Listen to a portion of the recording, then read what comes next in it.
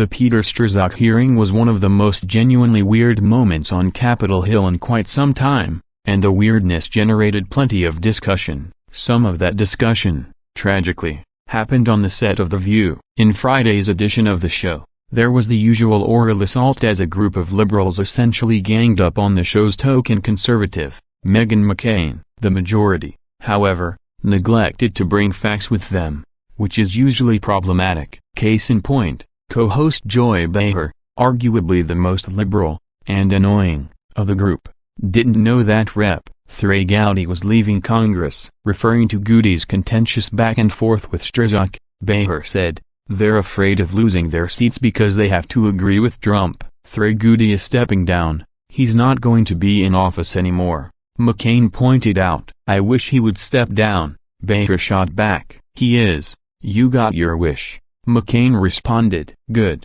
Behar said, to applause. "Oh, please with the clapping. He's one of the good ones." McCain responded. "No, he's not," Behar snapped back. It's interesting that the audience would applaud when Behar demonstrated her ignorance on the matter. As Fox News notes, Gowdy announced he wasn't going to run back in January of this year, meaning that he isn't one of those people afraid of losing their seats because they have to agree with Trump. Because The View is a balanced show full of reasonable discussion, guest host Tara said Mayer openly wondered whether Trump supporters constituted a cult. "There's a large group of people who blindly follow what this man says, that don't think for themselves," said Mayer said. "That is a cult." That was actually a pretty good description of Barack Obama supporters. Meghan McCain wasn't letting her get away with it, though. "I have made the conscious choice, and I have more reason than anyone in here to dislike President Trump. I'm sorry, but I've made the conscious choice to try and understand his voters,"